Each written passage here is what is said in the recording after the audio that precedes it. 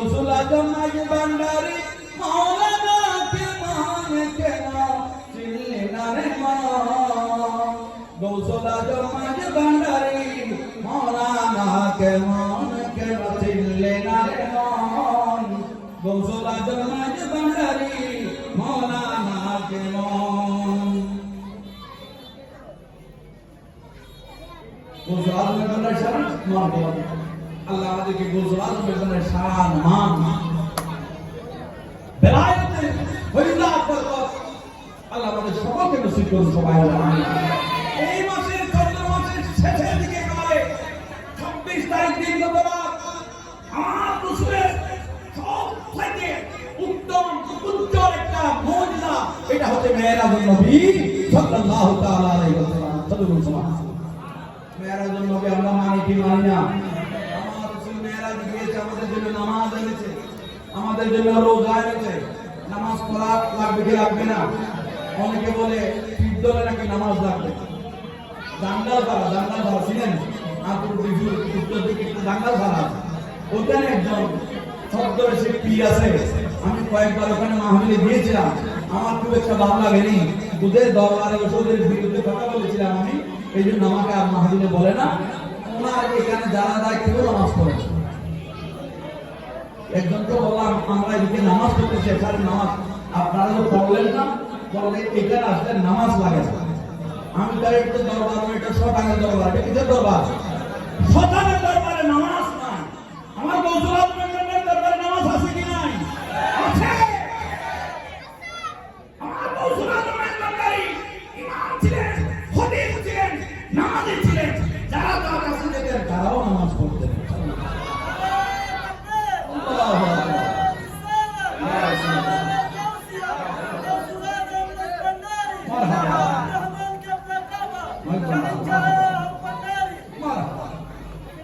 গৌসুল আজমের ভান্ডারি দরবারে নামাজ আছে জীবন বলে পাবেন আমার হযরত কেবলাই কাওয়ালামের মাজারের মধ্যে প্রতি বৃহস্পতিবার সংলগ্ন ইবাদত খানায় জামাতের সহিত তাহাজ্জুদ নামাজ পড়া হয় প্রতি বৃহস্পতিবার হাসর কা আযান নামাজ হয় বাবার কেবলাই কাওয়ালামের মাজারে হাসর কা আযান এবং জামাতের সহিত নামাজ হয় হয়তো হয় না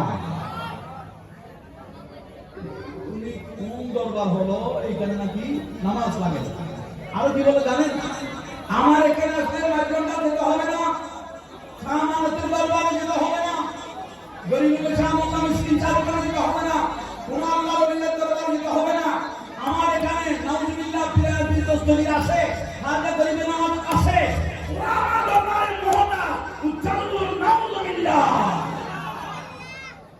এই ধরনের শতানগুলোকে খতম করা ওয়াজিব আমরা নিজেরাও করলাম আর করতে করলাম আলহামদুলিল্লাহ আমরা যে দরবার সমূহের নাম বলছি ওই দরবার সমূহে এই ধরনের অপকর্ম নাই এখানে নামাজ আছে রোজা আছে আওয়াজগণ স্বয়ং ইনারা ইমামতি করে অনেকে মেজবান্ডার শরীফের ভিডিও বলেছিল যে কোনো নাকি নামাজ নাই আমি আপনাদেরকে অনুরোধ করবো আগামী 24 তারিখ 24 জানুয়ারি দশই মাস জুমাবার যারা জুমা পড়তে চান বিশাল জামাত গৌসুল আজমের ভান্ডারি দরবারে 24 জানুয়ারি আপনাদের দাওয়াত রইল এক ইমাম শাহী ময়দান থাকবে সারা মেজবান্ডার শরীফে লক্ষ লক্ষ মানুষ এক কাতারে দাঁড়িয়ে জুমা নামাজ আদায় করবে যারা বলেন নামাজ পড়ো না মেজবান্ডারের মধ্যে তারা একটু দেখে আসবে তাদেরকে বলবো আপনারা একটু বড় মোবাইল নিয়ে যাবেন ক্যামেরা নিয়ে যাবেন নামাজ কিভাবে পড়ে নামাজের খুশু কি নামাজের ইখলাস খুলুসিয়ত কি গৌসুল আজমের ভান্ডারি দরবার থেকে দেখে আপনারা সুবহানাল্লাহ এই জন্য আমরা বলি কেন চিনলে না রে মন গৌসুল আজমের ভান্ডারি মাওলানা কেমন গৌসুল আজমের ভান্ডারি গৌসুল আজমের ভান্ডারি মাওলানা কেমন কেন চিনলে না রে মন গৌসুল আজমের ভান্ডারি মাওলানা কেমন কেন চিনলে না রে মন গৌসুল আজমের ভান্ডারি মাওলানা কেমন নরূপে আকার নিল চলে জগন্মাতাইল নরূপে আকার নিল চলে জগন্মাতাইল নর নারী হুর ফেরেশতা নর নারী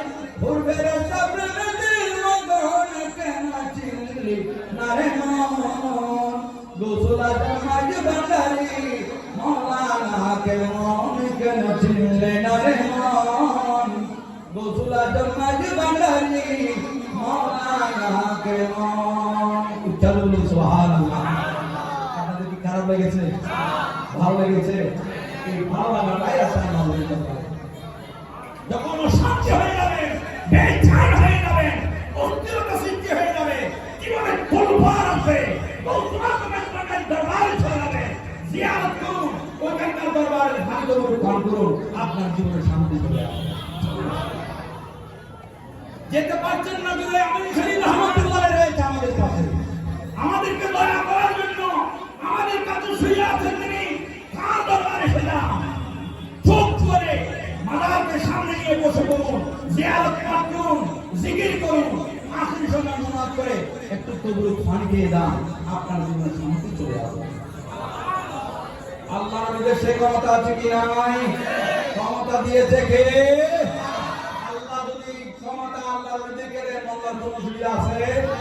থাকলে তাদের টাকা আমাদের কিছু আসে না। কথা বলেন ঠিক কিনা? আপনাদেরটা আল্লাহর নবী জীবনে আল্লাহ ওদেরকে কি ক্ষমতা দিয়েছে? এরা ইন্তেকাল করেছেন, কি করেছেন? ইন্তেকাল মানে স্থান পরিবর্তন করা। স্থান আমরা দেশ থেকে বিদেশে যাই, কিন্তু দুনিয়া থেকে চলে যায়নি। আল্লাহর নবী ইন্তেকাল করেছেন দুনিয়ার জাহিরি হায়াত থেকে বাতিনি হায়াতের মধ্যে প্রবেশ করেছেন। তাদের ক্ষমতা কমে যায় না, বরং দুনিয়ার ক্ষমতা আছে, খবরের ক্ষমতা তাদের আরো বেশি হয়ে যায়। উচ্চারণ করুন সুবহানাল্লাহ। আমিন শরীফ রহমতুল্লাহ খান বলতেছি, তিনি শুনতেছেন দেখতেছেন, আল্লাহর মধ্যে সে ক্ষমতা আছে। ভারতের মধ্যে ইন্ডিয়ার মধ্যে একটা দরবার আছে, হযরত জাহাঙ্গীর শাহ সিন্নানি রহমতুল্লাহ, ওই দরবারের প্রতিষ্ঠাতা যিনি ইমাম আশরাফে দুনিয়ার ইমাম, এটাকে কাসাওয়াস দরবার শরীফ বলা হয়। এই দরবারে যাওয়ার আমার সৌভাগ্য হয়েছে। বিশাল দরবার, আলিশান দরবার। এই দরবারে যা সম্মান দেখলাম অবিস্মরণীয়, এগুলা ভাষায় প্রকাশ করা যাবে না, এমন তাসিরের দরবারের মধ্যে।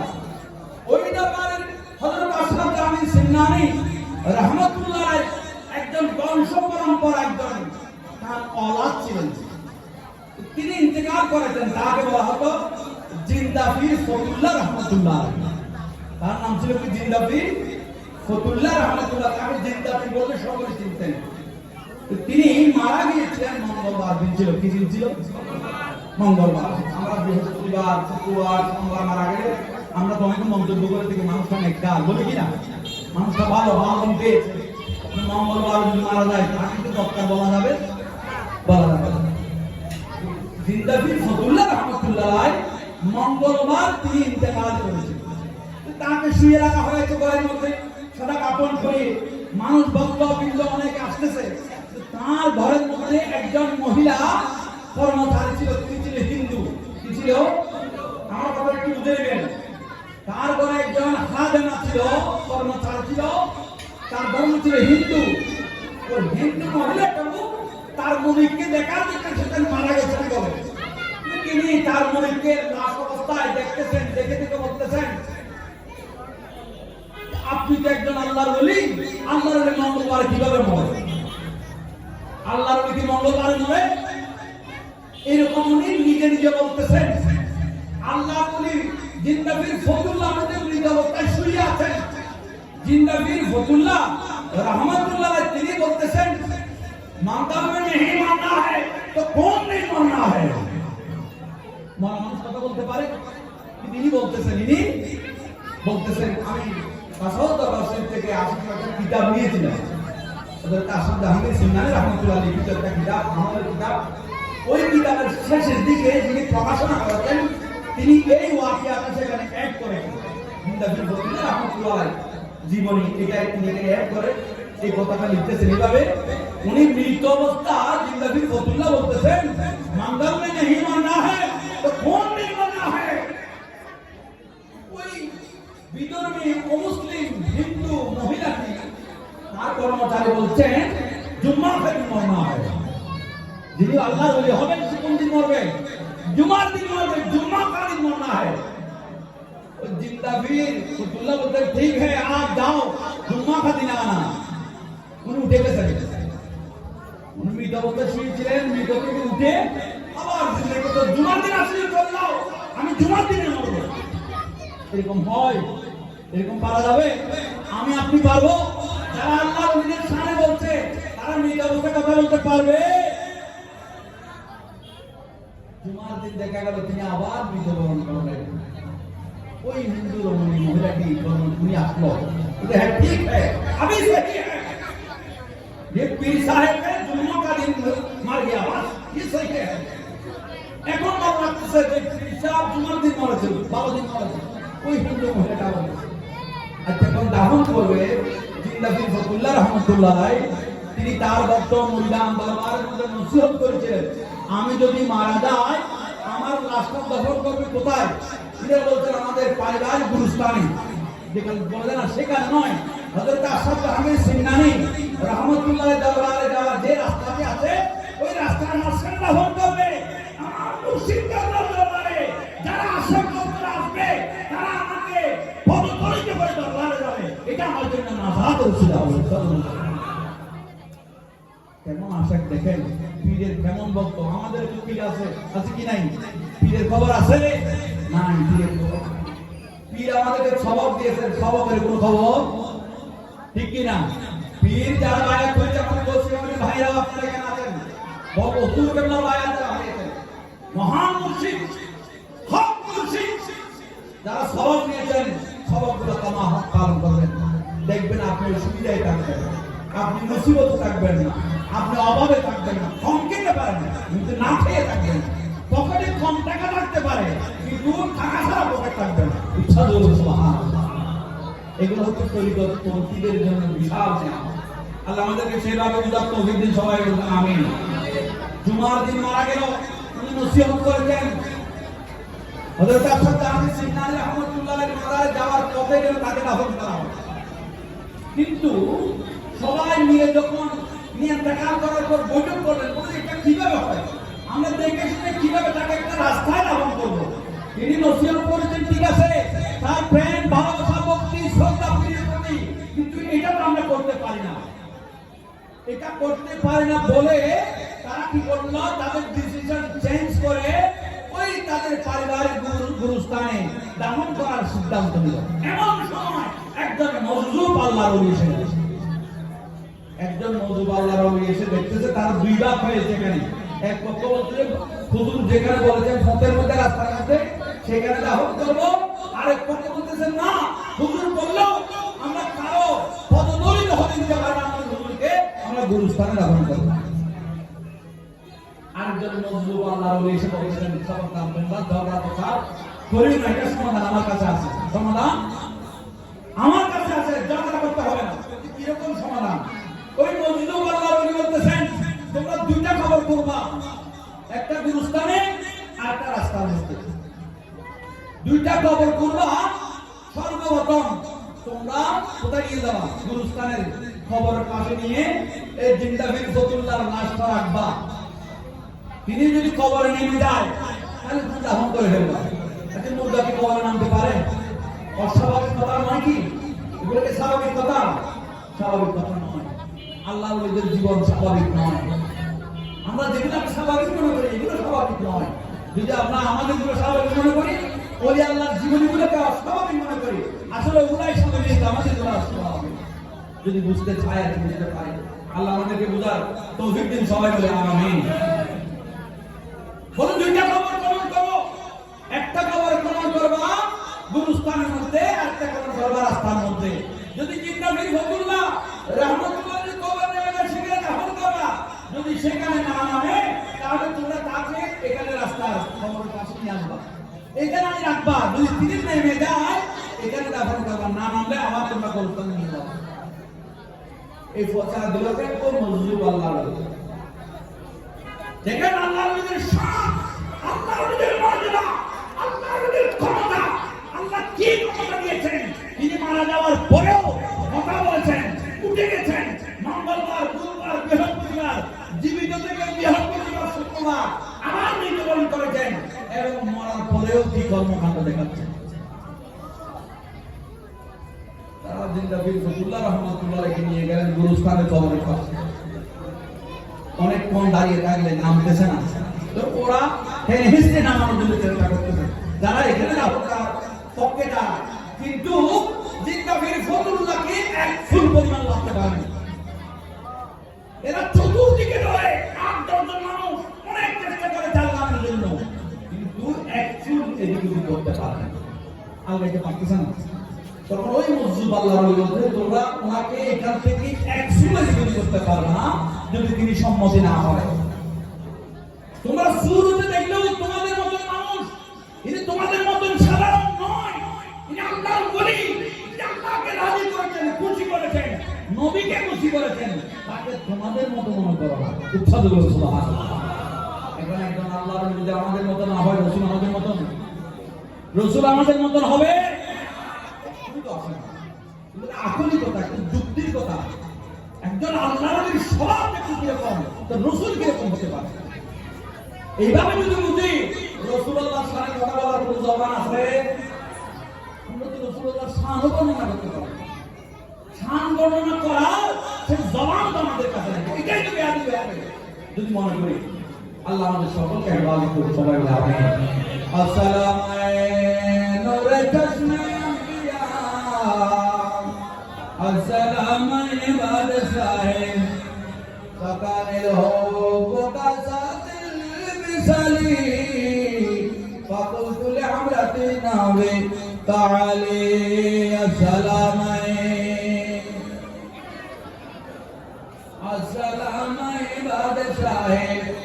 আল্লাহর ওলিকে ওই গুরুস্থানে কবরের মধ্যে নামানো যায় না। ওই মজলুম আল্লাহর ওলির পরামর্শে হযরত জাকির সিন্নানি রাহমাতুল্লাহ আলাইহির মাজারে যাওয়ার রাস্তার পাশে ওই কবরের মধ্যে নিয়ে আসলেন। কবরের পাশে যখন খাটিয়ালা রাখা হলো, তারা বলতেছে ওখানে তো নামে নাই, এখানে কি নামবে, নাকি আমরা টানে নামাই ফেলবো। ওই বিপ্লবের মানুষ বলতেছেন না না, আমাদের কবরে আমরা নামাতে পারি নাই, তোমরাও নামাইও না, দেখি দেখি উনি কি করে। এরা কথাবার্তার মধ্যে যখন ব্যস্ত, এমন মুহূর্তে দেখা যাচ্ছে জিন্দা ফতুল্লাহ রহমাতুল্লাহ আলাইহি কবরের মধ্যে নেমে শুয়ে গেছে। উচ্চারণ বলুন সুবহানাল্লাহ। এরা কত সকলে রয়েছে, আলাপ চালিয়ে রয়েছে, ওইদিকে কাঠ থেকে কোন পলকে নেমে কবরে শুয়ে গেছেন, এরা টেরও পায় না। উচ্চারণ বলুন সুবহানাল্লাহ। কবর যখন শুয়ে গেছে, কত দাফনের কাজ ছাটা দিতে হবে, কবরের উপর কি দেওয়া হয়, ছাটক দেওয়া হয়, ছাটক দিচ্ছে, একজনের ছাটক দিচ্ছে, এগুলাকে একটু একটু করে কিসতেছে, সুন্দর করতেছে। ওই দিক থেকে খবর থেকে বলতেছেন হযরত জিন্দা বীর ফতুল্লাহ রহমাতুল্লাহ তিনি বলতেছেন তোমরা তাড়াতাড়ি করো, জলদি করো, এত আস্তে করছো কেন, একটু তাড়াতাড়ি করো না, আমার রাসূল আসবে তো কবরের মধ্যে। উচ্চারণ সুবহানাল্লাহ। কবরের মধ্যে রাসূল আসে কি আসে না? এখন আপনি যদি রাসূলুল্লাহ সম্পর্কে যদি খারাপ ধারণা দুনিয়ায় পোষণ করেন, খবর দেখে বলবেন ইনি তো আমাদের মতন সাধারণ মানুষ, ইনি আমার মতন, আমার ভাইয়ের মতন, বাবার মতন, এরকম আকীদা আপনি খবরেও যখন প্রকাশ করবেন, আল্লাহর কুদরতের ব্যাপারে লাখ হবে ও শেষ হবে, আল্লাহ নির্দেশ দিবে হে ফেরেশতা তার খবরকে জাহান্নামের একটা অংশ করে দাও। উচ্চারণ করুন। দুনিয়ায় যদি আপনার কারো জানা থাকে রাসূলুল্লাহর প্রেম ভালোবাসা যদি আপনার অন্তরে থাকে, লাল করে থাকেন, সত্যের সময় অভিনয় নয়, প্রচারণা নয়, বেসিক্যালি হাত ধরে ইমাম আহলে সুন্নাহ শেরে বাংলার কাদেরী আকীদায় যদি আপনি নবীকে ভালোবাসা থাকে, আপনার কবর দাফন করার আগে জান্নাতে পৌঁছে যাবে। তার প্রমাণ দিচ্ছেন জিন্দা বীর ফতুল্লাহ রহমাতুল্লাহ আলাইহি। ওই মজলুম আল্লাহর ওলি বলতেছেন তুমি চুপ থাকো, তুমি তো মারা গেছো, आप मरने का सबब भी नहीं जानता है। क्या कोई मरने होता हो चुपता हम तुम मरे यूज करना আল্লাহর ওলি আল্লাহর কথা বুঝে কি বুঝে না আমরা বুঝতেছি। আপনি মারা গেছেন, চুপ থাকেন। আচ্ছা যিনি মারা গেছেন তাকে তো চুপ থাকেন এটা বলতে হয়? উনি বলছেন তাড়াতাড়ি সালাম দাও, সময় নাই, আমার রাসূল কবরে এসে গেছে, আমার রাসূলের তাজিম সম্মান করতে হবে। আমাকে দাঁড়িয়ে যদি দাঁড়িয়ে যায় তোমরা আমাকে দখল করবে না। আর দাফন না করলে তো রসুলের দিদার হবে না। তাড়াতাড়ি দাফন করো। আমরা যদি সুযোগ পাই দাফন করতে দিব, দাফন চাইবো। আমরা তো একজন আল্লাহর ওলির মতও নয়, রসুল থেকে আমাদের একজন আল্লাহর ওলির মাকাম কোথায়?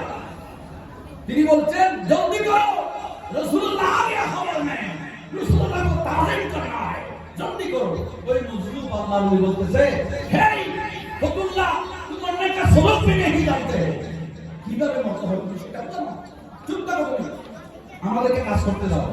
এখন এই দিনটা ফিরে তার আপনার চলায় তাকে দাফন করার আগে নাকি রাসূলুল্লাহ তার খবর দিয়েছে। এগুলো আল্লাহর ওলিদের ক্ষমতা কিনা? আল্লাহ এদেরকে ভালো সেই ক্ষমতাটা দিয়েছেন দুনিয়ার মানুষকে জানানোর জন্য, শিক্ষা দেওয়ার জন্য। খবরদার আল্লাহর ওলিদেরকে জেনে তো মনে করো না, বললি আল্লাহ মানে আমি আল্লাহর দোস্ত, ইচ্ছা দুগুলো সুবহান। এরা জেনে কোনো নয়, এদের ব্যাপারে ধারণা করতে, মন্তব্য করতে সাবধান করবা। যদি সাবধানে না করো তোমার উপর মুসিবত আসবে, তুমি বিপদে পড়বে, তোমার অস্তিত্ব থাকবে না। শাহজালাল ইয়ামানি রাহমাতুল্লাহ সিলেটের জমিনে ছিলেন, তার সাথে মোকাবেলা করেছিল কে? গৌরগোবিন্দ। তার অস্তিত্ব আছে, কিন্তু বাদশা ছিলেন, প্রশাসনিক ক্ষমতা ছিল, রাষ্ট্রীয় ক্ষমতা ছিল, কোন ক্ষমতাই শাহজালাল ইয়ামানির সাথে ফাইট করতে পারে না এক সেকেন্ডের ভিতরে। আল্লাহর ওলিকে আল্লাহ সেই ক্ষমতা সম্পন্ন। হাজে গরিবের আমাদের সাথে মোকাবেলা করেছিল পৃথ্বীরাজ। এশিয়া ভারত উপমহাদেশের দিকে বাদশা ছিল, বিশাল সাম্রাজ্যের বাদশাহী, বিশাল প্রশাসনিক ব্যাটালিয়ন, লক্ষ লক্ষ সশস্ত্র বাহিনী থাকা সত্ত্বেও খাজা গরিবের নামাজকে দমন করতে পেরেছে? পারে নাই। যখন মোকাবেলা গেছে তার অস্তিত্ব চলে গেছে। গরিবের নামাজ বলেছে তোমার কাজ তুমি করো, আমার কাজ আমাকে করতে দাও। আমি এমনিতে আসি নাই, আমাকে আমার রাসূল পাঠিয়েছে। আমি আসি নাই, যারা চিনি না, এখানে কাউকে চিনি না, এখানে যারা সম্পর্কে আমার অবগত নয়, আমার রাসূল পাঠিয়েছেন। রাসূলের নির্দেশে, আল্লাহর হুকুমে আমি আজমির এসেছি দ্বীন ইসলামের গোলামি করার জন্য। এখন বলতেছে গরিবের নামাজের মাজারের নিচে নাকি মন্দির আছে, এরকম বলছে কিনা? আপনি মসজিদ থেকে যখন সুযোগ পেল, এখন বলতে হবে গরিবের নামাজের মাজারের নিচে মন্দির আছে। মন্দির নেই নাকি এখানে মাজার করা হয়? গরিবের নামাজকে দাফন করা হয়েছিল কবরস্থান, নিচে কবরস্থান। যারা গরিবের নামাজ দরবারে গিয়েছিল চতুর্পাশে দেখবেন অনেক আল্লাহ ওলিদের আল্লাহ বান্দাদের খবর আছে, খবরগুলো উঁচু করে দেওয়া হয়েছে, এখানে মানুষ হাতে বসে। এরা নিজেদেরকে বিলীন করে দিয়েছেন গরিবের নামাজের বেড়ায় পেছনের মধ্যে, যে তোমরা আমাদের গায়ের উপর হাঁটো, চলো, বসো। কারণ তোমরা তো আশিকে বলি গরিবের নামাজের আসে, গরিবের নামাজের প্রেমিক। তোমরা যদি আসো, বসো, হাঁটো, এটা আমাদের জন্য নাজাতের উসিলা হচ্ছে। আর ওরা বলতেছে এখানে তো মন্দির ছিল, এটা ঐতিহাসিক একটা কবরস্থান, হাজার বছরের পুরনো কবরস্থান, সেখানে কোনো মন্দির ছিল না। যদি তোমাদের নসিব খারাপ হয়, গরিবের আমাদের মাজার দিকে হাত দাও, তাহলে খেলা দেখবে, সেদিন হবে ফাইনাল খেলা। আল্লাহ সকলকে বুঝার তৌফিক দিন, সবাই বলুন আমিন।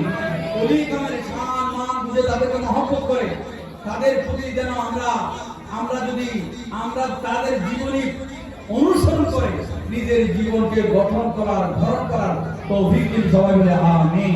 আল্লাহুম্মা সাল্লি সাইয়্যিদিনা মাওলানা মুহাম্মদ সাইয়্যিদিনা।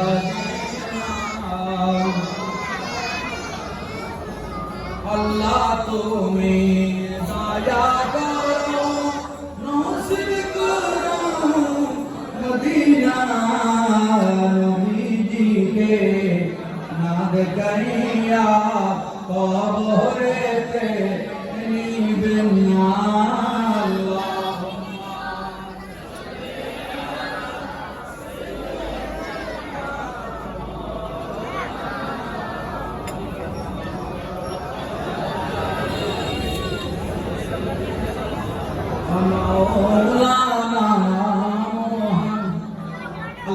বুঝার তৌফিক দিন সবাই বলে আমিন।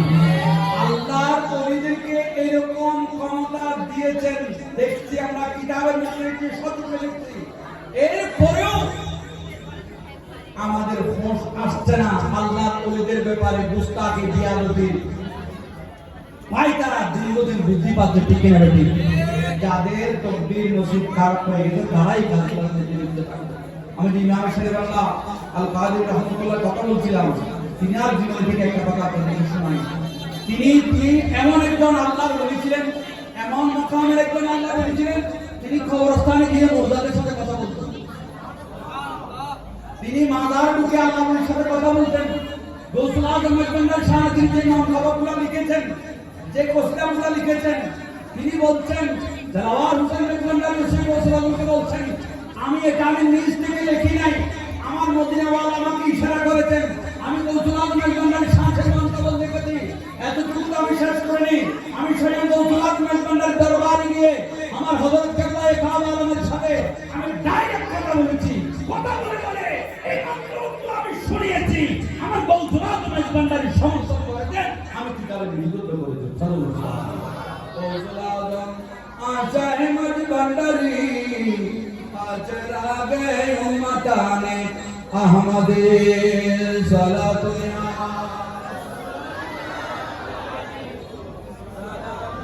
হাবিবাল্লাহ তাজিদুবো লাবদস্তে সরওয়ারে গয়রম্বরা ইবনে হাদা বরসুরিশা আহমদুল্লাহ সালাতুয়া সালামুন ইয়া হাবিবাল্লাহ। ইমাম আহলে সুন্নাত গাজী মিল্লাত আল্লামা আজিজুল কাদেরী বাংলা রহমাতুল্লাহ আলাইহি তাকে সানিয়ার ওয়াসকরণী বলা হয়। ওয়াসকরণী জীবনে আমার রাসূলের জন্য ফানা ছিল, ফেলা ছিল, নবী নবী করে তার জিন্দেগি তিনি উৎসর্গ করেছেন। জীবনে নিজের সচক্ষে সর্বযুগে রাসূলকে দেখার সুযোগ পায় নাই, কিন্তু রাসূলের যুগে তিনি ছিলেন। রাসূলকে দেখার জন্য একবার নয়, দুইবার নয়, তিনি তিনবার রাসূলের দরবারে এসেছেন, কিন্তু রাসূলুল্লাহ দরবারে না থাকায় তিনি রাসূলুল্লাহর সাথে সরাসরি সাক্ষাৎ হয় না। তিনি সাহাবায়ে কেরাম দেখে দেখেছেন, তাদের সহবতে ছিলেন। এই উসমানিয়া ওয়াসকরণী যেভাবে ছিল নবীর জন্য ফানা, সেইভাবে ছিল ইমাম শের বাংলা কাদের রহমাতুল্লাহ। নবীর শান যদি কেউ গুস্তাখি করে, নবীর শান যদি কেউ বেয়াদবি করে, নবীর শানের মধ্যে যদি কেউ গুস্তাখি করার চেষ্টা করে, ইমাম শের বাংলা তাদেরকে ছেড়ে কথা বলতেন না। সুবহানাল্লাহ। লাল দিঘির ময়দানে অসংখ্য দুশ্মনের সুখে দিয়ে দরাদরি করে, আন্দরকিল্লা শাহী মসজিদে অসংখ্য দুশ্মনের সুখে দিয়ে দরাদরি করেছেন। বাংলাদেশের নামাজে কাছে গিয়ে বাতিলদেরকে, নবীর দুশমনদেরকে তিনি দরাদরি করেছেন। এই বাতিলরা তাকে দাওয়াত দিয়ে নিয়ে খন্দকার জমিনে ফতেয়াবাদ খন্দকার জমিনে তাকে শহীদ করেছিলেন। সুবহানাল্লাহ। শহীদ হওয়ার পরেও মেডিকেলে ছিলেন তিনি মৃত অবস্থায়, ডাক্তাররা বলেছিলেন তিনি মারা গেছেন, কিন্তু দেখা যাচ্ছে অল্পক্ষণের মধ্যে তিনি আবার নিঃশ্বাস ফেলে ইয়া ইসলামের স্লোগান ছড়ালেন, জানাল হসপিটালের মধ্যে। এই নামে সেটা নবীর প্রেম ভালোবাসা মুক্তি তার এটার মাধ্যমে তার কষ্ট কাম এমন ভাবে বিকশিত হয়েছিল, তিনি মাজার ঢুকে আমাদের সাথে কথা বলা উপযুক্ত তার যোগ্যতা অর্জন করেছেন। আপনার চিন্মের খাসের কথা বলি, যাতে গিয়ে দেখতে পারেন, কমান্ডার নিতে পারেন। মধুরাঘাট ছিলেন, মধুরাঘাটের পশ্চিম পাশে, এটাকে বলা হয় বাড়িগুনা, এটা হাটহাজার এলাকার অন্তর্গত, দক্ষিণ বাড়িগুনা। ওখানে একটা মাজার আছে, খলিফায়ে গৌসুল আজম মেজবান্ডারী হযরত শাহ সুফি মাওলানা হামিদুল্লাহ শাহ মেজবান্ডারী রাহমাতুল্লাহ। তিনি বাবাবান্ডারী কেবলায়ে কাবা আলমের ক্লাসমেট ছিলেন, এদের সাথে লেখাপড়া করেছেন, এক বিছানায় ঘুমাতেন, এক প্লেটে তিনি ভাত খেয়েছেন। গৌসুল আজম আহমদুল্লাহ মেজবান্ডারী হযরত কেবলায়ে কাবা আলমের খেলাফত খলিফা ছিলেন। বাবাজান কেবলায়ে কাবা আলমের কাছ থেকে ফয়েজও পেয়েছিলেন। মহান হস্তি জগৎ বিখ্যাত আলেম দ্বীন, তিনি মেসাল করেছিলেন 1937 ইংরেজিতে 24 মার্চ 10 চৈত্র। বাবাজান কেবলায়ে কাবা আলম তিনি বলছিলেন, আমি আমার সময় নাই, তোমার কিছু জানা থাকলে বুঝার থাকলে আমাকে বলো, জেনে নাও। আমি হামিদুল্লাহ সাহেব কথাকে বলতেছি। হামিদুল্লাহ সাহেব কথার জবাব দিচ্ছেন, বাবা যান, আপনার আগে তো আমি চলে যাব। আপনার আগে উপস্থিত যারা ছিলেন তারা কথা মন বুঝে নাই। দেখা যাচ্ছে দর্শনের চরিত্র হামিদুল্লাহ সাহেব কথার পেশার করে, পাশের দেশের পেশার করেন বাবাটাই কথাই। 12 দিন আগে হামিদুল্লাহ সাহেব পেশার হয়। এরা পেশার হওয়ার পরে বুঝতে পেরেছিলেন, উপস্থিত যারা ছিল তারা বলতে ইনারা এই কথাই বলতেন, আমরা তো সেই কথার সার মনে বুঝি না। আল্লাহ বলিয়া তাদের মৃত্যু তারিখ পর্যন্ত জানে। হামিদুল্লাহ সাহেব জন্নারি দরবারের পাশে ইমাম সাহেব একটা ওয়াজের দাওয়াত দিলেন। ওয়াজ তো আমাকে বাবা এই ওয়াজে গেলেন। আমরা তো একজন আল্লাহর ওলির পুরুষে বাঁচতে দেখছি, আমাদের আশা মাত্র কাজ কি আল্লাহর ওলির জিয়ারত করা, তার প্রতি সালাম রসমান করা, তার কাছ থেকে দয়া নেওয়া, মেহেরবানি নেওয়া, ফয়সাল নেওয়া। তার ফয়সাল না থাকলে এখানে বসে কিছু বলার অধিকার সুযোগ কোনটা আমাদের নেই। যা বলছি হযরত আবু শরীফ রাহমাতুল্লাহ আলাইহি দয়া মেহেরবানি দিয়ে বলছি। ইমাম শেরবাংলা যেখানে যেতেন চারিদিকে দেখতেন, যদি গুম্বদওয়ালা কিছু দেখতেন বলতেন এটা কি, যদি বলেন মাজার তিনি তখন সেখানে ঢুকে যেতেন। যদি তিনি গিয়ে দেখতেন এই সাহেবের মাজার বেলায়েতের অধিকারী নয়, এমনি টাকা পয়সা আছে বলে মাজার বানিয়ে ফেলেছে, তিনি বলতেন মাজারটা ভেঙে ফেলো, এটা মাজার নয়, এটা মাজার করার দরকার না, ভেঙে ফেলো, ইনি উপযুক্ত নয়, এরকম বলতেন। আবার কোন কোন জায়গায় তিনি যারা বলতেন খালি জায়গায় তিনি জিয়ারত করে বলতেন এটাকে তোমরা হেফাজত করো, এখানে একজন আল্লাহর ওলি শুয়ে আছেন।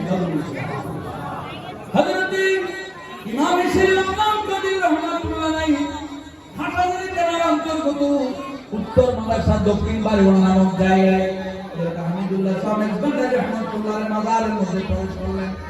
মাজারের মধ্যে ঢুকে অনেক কুলিয়াত জিয়ারত করলেন, প্রায় 8 ঘন্টা 1 ঘন্টা যাবত জিয়ারত করে ওইখানে মাহফিলের মধ্যে শ্রোতাগণ বসে আছেন, তারা কেউ সবাই বসে আছেন ইমাম সাহেব আমার ওয়াজ শুনছে। ইমাম সাহেব আমার রাহমাতুল্লাহ এমন একজন ব্যক্তি ছিলেন তাকে ডেকে আনার বিশ্বাস কারো ছিল না। শুধু আসেন সবাই বসে আছে ওয়াজ করতে হবে, এই কথাটা তাকে বলা যেত না, বলার বিশ্বাস কারো ছিল না। তিনার মর্জি মোতাবেক তিনি মাহফিলে আসতেন, তিনার মর্জি মোতাবেক তিনি ওয়াজ করতেন, তিনার মর্জি মোতাবেক তিনি মাহফিল সমাপন করতেন। এইভাবে তিনার ওয়াজ ছিল। যারা আপনারা মুরব্বীরা আছেন আপনারা দেখেছেন ইমাম সাহেব বাংলাকে, ইমাম সাহেব বাংলা রহমাতুল্লাহ প্রায় একজনের কাছাকাছি জিয়ারত করে মাজার থেকে বের হয়ে এসে শ্রোতাদেরকে বলতেছেন এখানে যারা উপস্থিত হয়েছে হামিদুল্লাহ সাহেব বাংলাকে চিনি বুঝছিল না।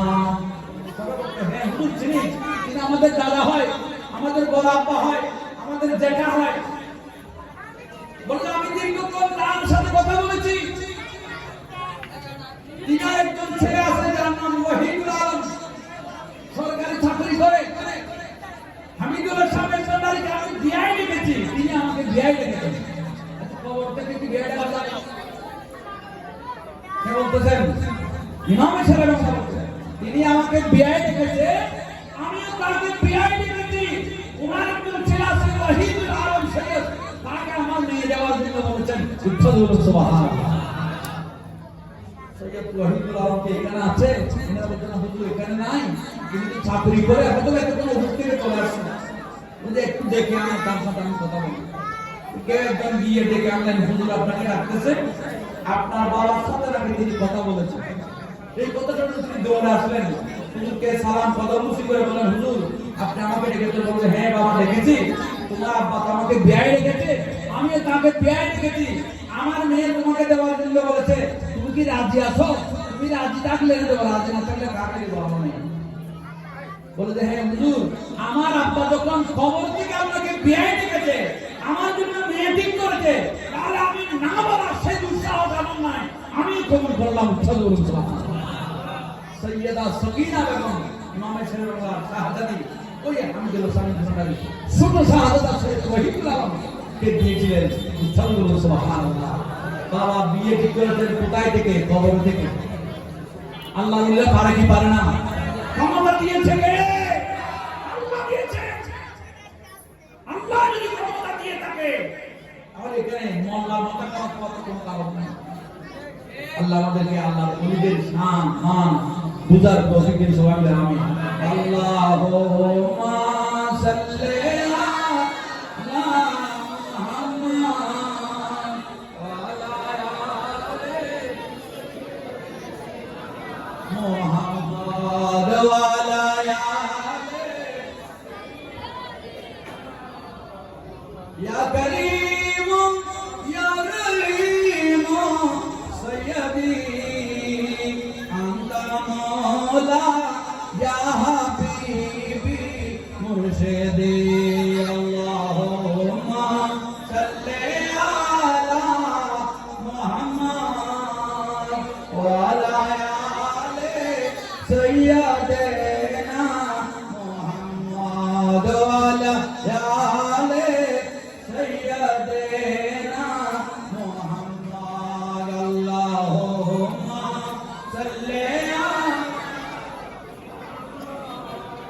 وعلى آل سيدنا محمد আলহামদুলিল্লাহ আল্লাহ আমাদেরকে আল্লাহর ওলিদের পথের প্রতিবার তৌফিক দিন সবাই বলে আমিন।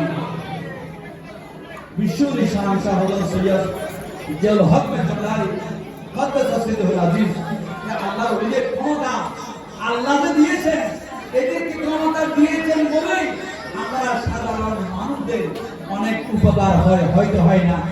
যখন মুসিবত করে আমাদের ছেলেমেয়েরা যখন পরীক্ষা দেয়, আমরা মৌলানা মিসকিন স্যার রহমতুল্লাহ দরবারে যাই, দোয়া করি আল্লাহ মিসকিন স্যার রহমতুল্লাহ উসিলায় আমাদেরকে পরীক্ষায় পাস দান করুন। বলি কি বলি না? এই ফজিলত আমরা পাই কি পাই না? আমরা চলে হযরত বন্নামে স্যার রহমতুল্লাহ দরবারে, আল্লাহ মুহাম্মদ ইসলাম আমাদেরকে ছেড়ে দাও। এখানে অনেকদিন ডাক্তার ট্রিটমেন্ট করার পরেও মোল্লা হযরত বন্নামে স্যার রহমতুল্লাহ ফায়দা যখন হয় তৎক্ষণাৎ যে পরিবর্তন আসে, সেটা ডাক্তারের ওষুধ দ্বারাই নজরে পায় না। সুবহানাল্লাহ। যখন আমরা আইন আদালতে পড়ে যাই, বিচার বিভাগে পড়ে যাই, জেলখানায় পড়ে যাই, যখন আমরা দুঃসময় আসে, তখন আমরা শাহে আমানতের দরবারে চলে যাই। আল্লাহ আমাদেরকে শাহে আদালত হযরত আমানত খান সাহেব রহমতুল্লাহ আলাইহি আমাদেরকে মুসিবত থেকে, আদালতের কাছ থেকে, কেসের কাছ থেকে আল্লাহ আমাদেরকে নাজাত নসিব করুন। আল্লাহ শাহে আমানত মুসিলায় আমাদেরকে সেই মুসিবত থেকে নাজাত দিন। আল্লাহ আল্লাহ প্রতিবিহর মানুষ এখানে জামাত হয় এমনি নয়, উপকার পাই বলে, ঠিক কিনা? আল্লাহর ওলিদেরকে আল্লাহ ক্ষমতা শিখান। আমরা বলি কিনা তকদির, এটা কি কপালকে তকদির বলি কিনা? বলতে গেলে সব লেখা আছে, এখানে কি লেখা আছে? তকদিরের লেখা কপাল না, তকদিরটা হচ্ছে সিদ্ধারাতুল মুনতাহা। এখানে মানুষের তকদির লেখা আছে। আপনি কত টাকা কামাই করবেন, কত টাকা খরচ করবেন, ছেলে মেয়ে কি হবে, কখন মারা যাবেন, কি করবেন না করবেন, দুনিয়ার মধ্যে আপনার তকদির লেখা আছে। কোথায়? সিদ্ধারাতুল মুনতাহার মধ্যে লেখা আছে। এই সিদ্ধারাতুল মুনতাহা তো আমরা যারা সাধারণ মানুষ, আমরা কি দেখি? আমার তকদির আমি দেখি, আমার নসিবে কি আছে আমি কি জানি? জানি না। কিন্তু আল্লাহর ওলিরা জানেন। আল্লাহর ওলিরা যখন আপনি আল্লাহর ওলির দরবারে শরণাপন্ন হবেন, একজন হক্কানি রব্বানি পীর মশাইয়ের দরবারে যাবেন, যখন একজন হক্কানি রব্বানি পীর মশাইয়ের হাতে বায়াত করবেন, তখন আপনার জীবনের জিম্মেদার ওই আল্লাহর ওলি আপনার হক পীর হয়ে যায়। তখন আপনি আল্লাহর ওলি যখন শরণাপন্ন হবেন, ওই আল্লাহর ওলি যখন আপনার তকদির দেখতে পায়, কোনো সমস্যা থাকলে, কোনো মুসিবত থাকলে, কোনো বলা থাকলে, সেই বলাকে দাফন করার জন্য, মুসিবতকে দূর করে দেওয়ার জন্য তার বেলায় তাকে প্রকাশ করেন। কিভাবে করেন দেখেন। কাছের কথা বলতেছি আপনাদেরকে, নজমিয়া হালের পশ্চিম পাশে এটাকে কি বলা হয়? বাতুয়া। আমাদের বর্তমান সময়ের যিনি উপদেষ্টা প্রধান ডক্টর ইউনূস সাহেব, আমাদের প্রতিবেশী, আমাদের বাড়ির পশ্চিম পাশে তাদের বাড়ি, এইটাকে বাতুয়া বলা হয়।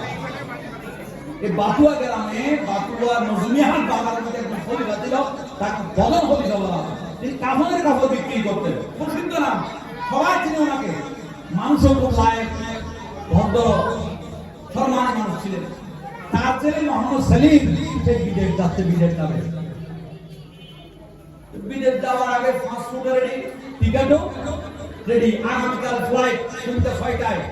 তো বাবা বলতেছে ছেলেকে, সেলিম তুই একটু মেজবান্ডার সঙ্গে একটু সালাম করে আয়, মাথায় আয়, আগেকার সময়গুলোর আওয়াজ ছিল বিভিন্ন আগে বিভিন্ন দরবার জিয়ারত করে মা বাবার মুরব্বীদের কবর জিয়ারত করে বড়দি মা বাবা থাকতো কবর মুসি করে বড় ভাই বোনদেরকে কবর মুসি করে বাড়িওয়ালাদের মুরব্বীদেরকে কবর মুসি করে দোয়া নিয়ে এই পরিবর্তন থেকে বের হতে ঠিক কিনা আমরা এমন লেটেস্ট পেয়েছি আমার ছেলে বিদেশে যায় বাবাও জানে না মাও জানে না তো ঠিক এই শাশুড়ি জানে ঠিক কিনা আম্মু আব্বু জানে কিন্তু মা বাবা জানে না এত লেটেস্ট আমরা হয়েছি আল্লাহ আমাদেরকে হেফাজত করুন সবাই বলুন আমিন খবরদার এই খানদার কাছ থেকে প্রকাশ পেয়েছে তুমি দুনিয়া হারা হবা আখিরাত হারা হবা তুমি যত বড় নামাজ হও রোজাদার হও দানবীর হও যদি তোমার উপর তোমার মা বাবা সন্তুষ্ট হয় নির্ঘাত নিশ্চিত তুমি জাহান্নামে এই কথাটা একটু খেয়াল রাখা মা বাবাকে কোনো অবস্থাতে নারাজ করবা না মা বাবা যেন সন্তুষ্ট না হয় সেদিকে খেয়াল রাখবা বিশাল এবাদত এটা মা যদি খুশি হয় একটু হেসে দেয় আমার ছেলে আমাকে খুশি করেছে হযরত জলিল সওয়াব উচ্চারণ করুন সুবহানাল্লাহ ওয়ালা দুনিয়া সালামুন ইয়া হাবিবাল্লাহ আল্লাহ আল্লাহ क्या मुबारक नाम है अल्लाह अल्लाह मोमिनों का जिक्र है सारा दुनिया सलाम या हबीब अल्लाह ওই বেগম খলিফার ছেলেকে মোহাম্মদ সেলিমকে বলল বাবা একটু মেজবান্ডার শরীফ একটু সালাম করে জিয়ারত করে আয় ইনশাআল্লাহ তুই নিজের জীবনটা ভালো হবে উত্তম হবে এই আশা নিয়ে বাবা যখন বলল ছেলেও দ্বিমত পোষণ করে নাই ওই দিন দুপুর বেলায় চলে গেল মেজবান্ডার শরীফে ফাসুন এবং বিশা টিকা হাতে নিয়ে গেলেন মেজবান্ডার শরীফ হযরত কেবলায়ে কাবার বাবারে কেবলায়ে কাবার ওই মাজার জিয়ারত করে তখন সেই বিশ্বলি জিয়ারত মেজবান্ডার তিনি বেজার হন নাই তিনি জীবিত আছেন 1986 সালের কথা সালের কথা 1986 সালের কথা বিশ্বলি সাইন্সা জিয়ারত মেজবান্ডারে বেজার করেন 1988 সালে কোন সালে 1988 সালে 1986 সালের কথা তিনি সব দুপুরবেলা গেলেন মেজবান্ডার সকল মাজার জিয়ারত করে বিশ্বলি সাইন্সা জিয়ারত মেজবান্ডারে আর পূজার মাঠের মধ্যে এরকম শীতকাল ছিল একটা চেয়ার নিয়ে তিনি বসে আছেন শত শত মানুষ হাজার মানুষ দূরে দাঁড়িয়ে আছে বাবাজানের কাছে আসতো না তিনি যখন দেখলেন সেদিনকে কিছুক্ষণ পর বললেন বাচ্চা তুমি যে ওখানে দাঁড়িয়ে আছো একটু আমার কাছে আসো কাকে ডাকতেছে কিছু বুঝতেছে না সেই দিকে তাকাচ্ছে কিছুক্ষণ পর আবার বললেন আমি সেলিমকে বলতেছি মোহাম্মদ সেলিম আমি তোমাকে বলতেছি তোমাকে ডাকতেছি তুমি দোয়ার জন্য দরবারে এসেছো দোয়া নিয়ে দাও সেলিম বলল কোন সেলিমকে বলতেছে আমি তো সাইতে বলতে দেখিও না জীবনে চিনিও না ইনি দরবারে আওয়াজ সবাই ঘিরে আছে বলে আমি একটু দেখতেছি আমার নাম কি বলবো অন্য কাউকে ডাকতেছে সেলিম ডানে বামে দেখতে আবার বলতেছেন নজমিয়া হাট থেকে নেই মোহাম্মদ সেলিম এসেছো নজমিয়া হাটের সেলিমকে বলতে আমার সামনে আসো উচ্চারণ সুবহানাল্লাহ আল্লাহর ওলিরা জানে কি জানে না আল্লাহর ওলিরা নাম শুদ্ধ জানে মা বাবা নাম শুদ্ধ জানে গ্রান্তিকের হজুর জানে এগুলো তদন্ত করে বের করতে হয় না আমাদের এদের গসপেল নাই যখন এরা আন্তর্জাতিক চোখ দিয়ে দেখে ওই চোখ দিয়ে মারা সব কিছু দেখে ফেলে এটা কোন সেলিম বলছে আমাকে বলছে আমার বাড়ি সে কাছে গেল কি জন্য আসছো হুজুর আমাকে আমার বাবা পাঠিয়েছিল একটু জিয়ারত করার জন্য একটু দোয়া মাওয়া বলে আমি তো তোমাকে দোয়া করার জন্য বসে আছি দাও আমাকে তোমার পাসপোর্ট ভিসা টিকেট এগুলো আমাকে দাও একটু দোয়া করে বাবা দানকে যখন পাসপোর্ট ভিসা এগুলো দিল বাবা দান এরকম গোবর তোলে নিয়ে ঘরে ঢুকে ও দাঁড়িয়ে আছে ও মনে করছে ঘরে ঢুকে গিয়ে দোয়া করে আসবে আর বাবা দান দরজা খুলে সন্ধ্যা হয়ে গেছে রাত হয়ে গেছে 12টা বেজে গেছে বাবা দান আর দূর থেকে বের এরপর ফেস কি করবে সেই চলে আসছে বাড়িতে আসলে বাবাকে বলতে বাবা তুমি আমাকে কোন জায়গায় পাঠালে আমি যে এলাকার সামনে চলে দিয়েছি আমাকে অত দিকে দাও নিয়ে গেছে এখন গরম চার বের হয় না ওনাকে নাকি রাখাও যাবে না এখন আমি কি করবো আজকে সন্ধ্যা 6টায় আমার ফ্লাইট তুই চলে আসছিস কেন উনি দোয়া করে তোকে আবার দিয়ে দিল তুই যা আজকে সকালে আবার যা তারপর দিন সকালে পাঠাইলেন এখানে স্থানীয় যারা ছিল আদিন যারা ছিল তারা বলতো বাবা না গতকাল থেকে রুম বন্ধ করেছে আর রুম খোলে নাই জানালা সুন্দর অন্ত আর পুরো নাই, তুমি দাঁড়িয়ে থাকো, যদি নসিব ভালো হয় পুরো তোমাকে জিনিস দিবে। দুপুর 10টায় মিনিট পৌঁছলেন, সেকেন্ড বাজলো, 2টা বাজলো, 4টা বাজলো, 6টা বাজে গেছে, বাবা ঘরের দরজা খুলে নাই।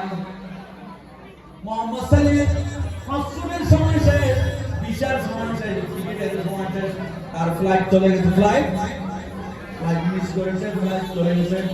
সেলিম কাঁদতে কাঁদতে কাঁদতে গাড়িতে চলে আসবে এমন মুহূর্তে রাত 8টার সময় সাইন সাহেব বাবাদান দরজা করে তাকে ডাক দিল, সেলিমে তোমাকে দোয়া করে দিয়েছি, তোমার পাসপোর্ট ভিসা তুমি নিয়ে দাও। উচ্চারণ করুন সুবহানাল্লাহ। বলে বাবা এখন দোয়া দিয়ে কি করব, আমি পাসপোর্ট দিয়ে কি করব, আমার টিকিট দিয়ে কি করব? 8টা 6টার সময় আমার ফ্লাইট চলে গেছে, এখন 8টা 2 ঘন্টা হয়ে গেছে, আমার ফ্লাইট তো ঢাকায় পৌঁছে গেছে, ঢাকার ফ্লাইটের টাইম হয়ে গেছে, আমি এখন দোয়া দিয়ে কি করব? আমি তোমাকে দোয়া করে দিয়েছি, তুমি চলে যাও, তাড়াতাড়ি চলে যাও, তোমার মা বাবা চিন্তা করতেছে, চলে যাও, চলে যাও, তোমাকে বুঝবে। রাত 8টার সময় পৃথিবীতে যখন খবর দিচ্ছে, পৃথিবীতে প্রধান খবর দেওয়া হয় রাত 8টার সময়, পৃথিবীতে খবর বলতেছে চট্টগ্রাম বিমানবন্দর থেকে ফ্লাইট যিনি পরিচালনা করতেন মহিলা ছিল রুকসানা, যারা বৈশ্যতার মনে থাকবে তাদের, রুকসানা নামক প্রথম মহিলা পাইলট, প্রথম তার ট্রেনিং এর পর প্রথম ফ্লাইট উড্ডয়ন করেছেন চট্টগ্রাম থেকে। রুকসানা আমাদের চট্টগ্রামে নিয়েছিল, বাড়ি হচ্ছে ফটিয়া। এই মেয়েটির সর্বপ্রথম ফ্লাইট উত্তোলন করে মধ্য আকাশে গিয়ে ফ্লাইট ক্রুজ হয়ে সমস্ত যারা ছিল পাইলট সহ, পুরুষ সহ, যাত্রী সহ সবাই নিহত হয়, সবাই মারা যায়। এখন এদিকে খবরে দেখাচ্ছে সেলিম এখন বাড়িতে এসে পৌঁছায়নি। এখন সবাই চিন্তা করে গেছে আত্মীয় স্বজন যারা আজকে সন্ধ্যা 6টার সময় ওই ফ্লাইট ডুবে সেলিম ডুবে যাচ্ছে, সেলিম তো মারা গেছে, আত্মীয় স্বজন সবাই হাজির বাড়িতে। বলছে না সেলিমের টিকিট মাত্র এরকম সাইন যে বাবাজান নিয়ে ফেলেছে, এগুলো আনার জন্য এসে দোয়া দিতে। এখন বাড়িতে এসে দেখতেছে, খবর দেখতেছে ফ্লাইট ধ্বংস হয়ে গেছে। এখন মা বাবা খুশি নেবে যান, সেলিম খুশি নেবে যান, সেলিমের আত্মীয় স্বজন খুশি নেবে যান, খুশি। আল্লাহ ওলির দরবারে গেলে এইভাবে সাহারা পাওয়া যায়। এখন বিশ্বকে কিভাবে জানতে পারবে? বিশ্বের একটা বাণী আছে, আমি চতুর্থ আসমানে অবস্থান করি, চতুর্থ আসমানে অবস্থান করে আল্লাহর সাথে কথা বলি, দুনিয়ার মানুষ আমার আশ্রয় কর্ত বিদ্যা মুক্তারিকে মুক্তি, তারা কে কি করে না করে সবকিছু আমি অবলোকন করি।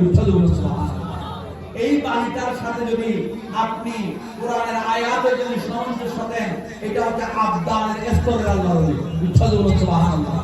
একদম আবদান ওলি আল্লাহর মধ্যে বিভিন্ন শ্রেণী বিন্যাস আছে, এদের মধ্যে একটা হচ্ছে আবদান। এই আবদান শ্রেণীর আল্লাহ ওলিরা চতুর্থ আসমানে সবসময় রুহানিয়াত ভাবে অবস্থান করে।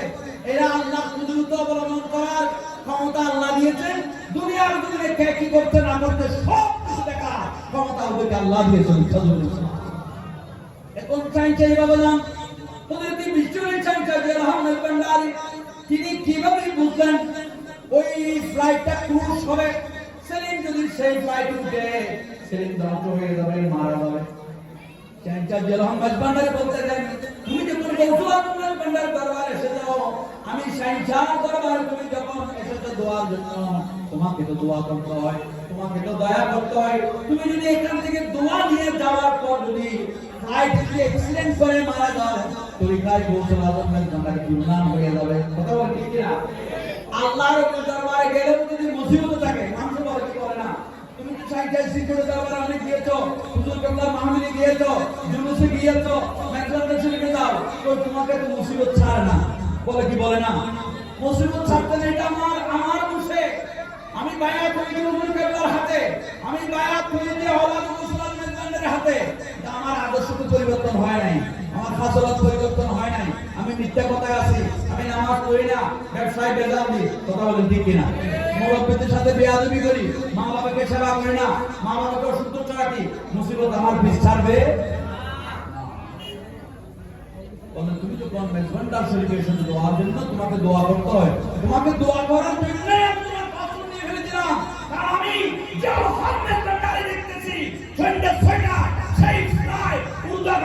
ধ্বংস হবে, সবাই মারা যাবে। আমি তোমাকে বাঁচিয়ে দিয়েছি। আল্লাহ বলে পারে কি পারে না? ক্ষমতা দিয়েছে কে? আল্লাহ দিয়েছে। আল্লাহ আমাদেরকে সে ওলি আল্লাহ জীবনে আমল করার তৌফিক দিন, সবাই বলে আমিন। ওলি আল্লাহর পদে আমরা চলার আল্লাহ আমাদেরকে তৌফিক দিন, সবাই বলে আমিন। ইহদিনাস সিরাতাল মুস্তাকিম আমরা সূরা ফাতিহার মধ্যে সবসময় করি, আল্লাহ তুমি আমাদেরকে সঠিক পথে চালাও। সিরাতাল লাযিনা আনআমতা আলাইহিম, আল্লাহ তাদের পথে যারা সেই পথে চলে তাদের আমিন শহীদ পাই। সেই পথে যারা বলে সাহেব আমার হয়েছে, ওই পথে চলে যারা চাইছি হুজুর কেবলা থেকে রহমাতুল্লাহ বানাতেন, ওই পথে চলে যারা গৌসুল আজমের প্যানেল হয়েছেন, আল্লাহ ওই পথে আমাদেরকে চালাও। আমরা সেই পথে চলতে চাই কি চাই না? আল্লাহ আমাদেরকে চলার তৌফিক দিন, সবাই বলে আমিন। মারহাবা ইয়া রাহমাতুল লিল আলামিন মাহমাল মুতাজাদ হাজতনা আল মদদ আয়ে গোসে আজম সৈয়দা সালাতনা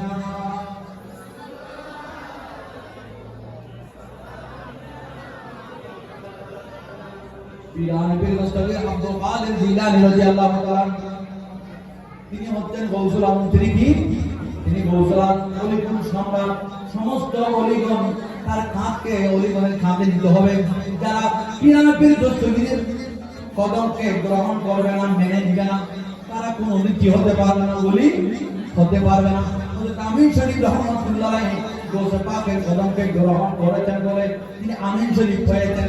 তিনি শাহে আমান গরিবুল্লাহ শাহ হয়েছেন, মোল্লা মিসকিন হয়েছেন, তিনি শাহে আমানত হয়েছেন, তিনি গৌসুল আজমের দরবারে বাবাজান কেবলা হয়েছেন, শাইখা বাবাজান হয়েছেন। গৌসে পাক শাইখে মুক্তার আব্দুল কাদের জিলানী রাদিয়াল্লাহু তাআলা কদম যতক্ষণ পর্যন্ত গ্রহণ করবে না, আপনার যত কারিশমা থাকুক না থাকুক, কোনদিন বেলায়েত প্রাপ্ত আল্লাহর ওলি হওয়া যাবে না। উচ্চারণ করুন সুবহানাল্লাহ। আব্দুল কাদের জিলানী রাদিয়াল্লাহু তাআলা তিনি যখন লেখাপড়া করে, তিনি ছাত্র ছিলেন, তিনি লেখাপড়া ছিলেন, তার বন্ধু ছিল, আরেকজন পীর ভাই ছিল। আব্দুল কাদের জিলানীর একজন পীর ছিল, উচ্চারণ সুবহানাল্লাহ। সে আব্দুল জব্বার, ওই ব্যবসায়ীর নাম, তার পীর ভাই পীর দস্তগীর রাদিয়াল্লাহু তাআলা। পীর দস্তগীর যে পীরের মুরিদ, ওই শেখ আব্দুল জব্বারও সেই পীর মুরিদ। অর্থাৎ পীর দস্তগীরা শেখ জব্বার হচ্ছে পীর ভাই। তিনি কিন্তু একজন ব্যবসায়ী ছিলেন। কি ছিলেন? ব্যবসায়ীরা সিরিয়ার মধ্যে বাগদাদ থেকে পীরের কাছে গেলেন দোয়ার জন্য। হুজুর, আমি ব্যবসায় দেওয়ার জন্য আমার মালপত্র সব কিনেছি, স্টক করেছি, সবারই খাবার সব প্রস্তুত, আমার প্রশাসনিক কাজগুলো ক্লিয়ার, এখন শুধু আমি যাওয়ার পর আগামীকাল রওনা দেব, আপনার কাছে এসে একটু দোয়া দেব। তার কাছে দোয়ার জন্য গেলেন পীরের কাছে। তিনি কার পীর?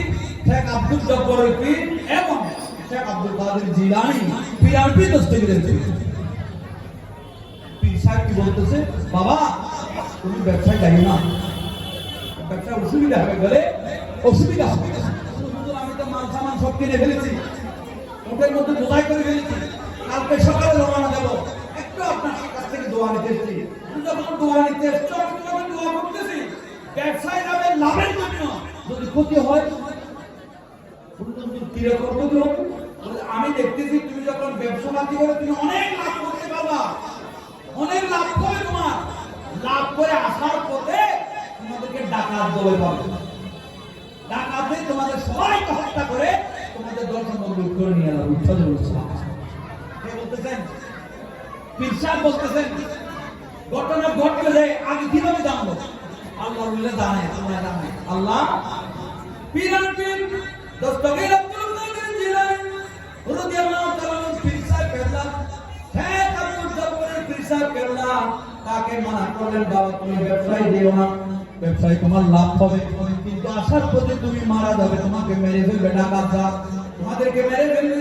জীবন বেঁচে থাকলে অনেক ব্যবসা করতে পারবে, অনেক লাভ করতে পারবে, আমি তোমাকে মানা করছি তুমি ব্যবসায় দিও না। উচ্চারণ করুন সুবহানাল্লাহ। পেরেশানি নিয়ে তিনি চলে আসছেন। এত মাল কিনেছে, এগুলো কি করবে? এগুলো তো নষ্ট হয়ে যাবে। এখন ফিরে তো মানা করেছে। পেরেশানি চেহারা নিয়ে যখন আসতেছে, হযরত আব্দুল কাদের জিলানী কবরের মধ্যে তার সাথে সাক্ষাৎ। পীর ভাই আছে কি নাই? আমরা হুজুরকে প্রায় মুরজান যারা বলছি কমিটি ভাইরা, একজন আরেকজন কি পীর ভাই। পীর ভাই মায়ের পেটের বাইরে চলে গেছে, পীরের মতন পীর হয়, আর পীর ভাই পীরের মতন। দুইজন যদি এক জায়গায় থাকতে পারেন, মুর্শিদের কার্যকলাপ যদি ছাড়িয়ে দিতে পারেন, পীর ভাইয়ের মতন এরকম উপহার দুনিয়ার জমিনে কবরে হাতে আর কোথাও পাবে। পীর ভাই কি বলেন, ভাই তোমার কেন ভালো কেন পেরেশানি কেন? তুমি না কালকে ব্যবসায় যাবে? বললে হ্যাঁ ব্যবসায় যাবো, হুজুরের কাছে গিয়েছিলাম দোয়ার জন্য, কিন্তু হুজুর বলতেছে না যাইও না। বললো কেন যাইতে মানা করছে? বললেন আগে আমার ব্যবসায় খুব লাভ হবে, আসার কিছু টাকার পর আমাকে মেরে ফেলতে হবে, আমাকে বাঁচানোর জন্য হুজুর বলছেন না যাওয়ার। পীর দস্তগীর আব্দুল কাদের জিলানী রাদিয়াল্লাহু তাআলা তিনি চোখটাকে বন্ধ করলেন, চোখটাকে খুললেন, বলতেছেন শেখ আব্দুল জব্বার তুমি ব্যবসায় যাও, যাইতে পারবা, তোমাকে ডাকাত দল মারবে না। পীরের সাথে সংঘর্ষ হয়েছে কিনা? পীর বলেছেন তোমাকে মেরে ফেলবে, তুমি মারা যাবে। পীর দস্তগীর মুরিদ বলতেছেন ও আব্দুল জব্বার তুমি যাও, তোমাকে মারতে পারবে না। বলুন সুবহানাল্লাহ। শেখ আব্দুল জব্বার ব্যবসায় চলে গেলেন। আব্দুল কাদের জিলানী বলেছেন বলে সাহস নিয়ে তিনি ব্যবসায় চলে গেলেন, সিরিয়ায় ব্যবসা করলেন। 1 মাস যাবত রইলেন, ব্যবসা করে মালপত্র বিক্রি করে আরো কিছু মালপত্র নিয়ে ব্যবসা বাণিজ্য নিয়ে তিনি আবার বাগদাদের জমিনের দিকে চলে আসতেছেন। উচ্চারণ বলুন সুবহানাল্লাহ। আসতে তো একদিনে তার আসা যায় না, যখন রাত হয়ে যায় অন্ধকার হয়ে যায় সেখানে ওরা মন্দির করে ওখানে থাকে, ঘুমায়। আবার পরের দিন সকাল যখন সূর্যোদয় হবে আবার মন্দিরের দিকে রওনা দিবে। সবাই রাত্রিবেলা যেখানে মন্দির করেছে, অবস্থান করেছে, সেখানে তারা ঘুমিয়েছে। ঘুম অবস্থায় ডাকাত এসেছে, ঘুম অবস্থায় কি এসেছে? ডাকাত এসেছে। ডাকাত এসে সবাইকে মেরে ফেললো, সবাইকে জবাই করে দিল, সবাইকে জবাই করেছে, সবার সম্পদ নিয়ে গেছে। শেখ আব্দুল জব্বার তিনি বলতেছেন আমি একটু দূরের জায়গায় একটা গাছতলায় আমি ঘুমিয়েছিলাম, কিন্তু আমি স্বপ্নে দেখতেছি আমার কাফেলাকে একদল ডাকাত আক্রমণ করেছে, সবার হাত পা বেঁধে ফেলেছে, সবাইকে ছুরি দিয়ে জড়ো করতেছে। আমি শেখ আব্দুল জব্বারকে জবাই করা হচ্ছিল, আমাকে যখন জবাই করতেছে আমার হাত পা বেঁধে ফেলেছে। দেখলাম একটি হাত উত্তরিত থেকে এসে আমি আব্দুল জব্বারের গলা থেকে ছুরিটা নিয়ে এমন ভাবে চুলে মেলা দিলেন এবং ওই ডাকাতকে মেলা দিলেন, আমাকে জবাই করতে পারে নাই। উনি দেখলেন স্বপ্নে, বাস্তবে না। আব্দুল জব্বার দেখতে দেখলাম স্বপ্নে, কিন্তু ঘটনা বাস্তব করতেছে, ঘটনা বাস্তব করতেছে। এমন ভাবে চুরি মারলেন, আমি বেঁচে গেলাম। কিছুক্ষণ পর আমার চোখ যখন ছুটলো, আমি যখন ঘুম থেকে দরজা বাঁধলো, আমি দেখতেছি আমার আশেপাশে আমার যত ব্যবসায়ী বাইরে ছিল সকলে দুই খণ্ড হয়ে মৃত অবস্থায় পড়ে আছে। সুবহানাল্লাহ। সবাই পড়ে আছে, একমাত্র জীবিত ছিলাম আমি। আমার সম্পদ গুলাও নেই নাই, আমাকেও তারা মারতে পারে নাই, ওদেরকে মেরে ফেলেছে, ওদের ধনসম্পদ লুণ্ঠন করে নিয়েছে। আমি শেখ আব্দুল জব্বার আমার ধনসম্পদ নিয়ে ওই জায়গা থেকে আমি চলে আসলাম, এসে বাগদাদের জমিনে এসে পৌঁছলাম, দূরে গেলাম পীরের দরবারে। শেখ আব্দুল জব্বার কোথায় গেলেন? পীরের দরবারে গেলেন। পীরের দরবারে গিয়ে বলতেছেন হুজুর আপনি তো মানা করেছিলেন, আমি কিন্তু ব্যবসায় গিয়েছিলাম।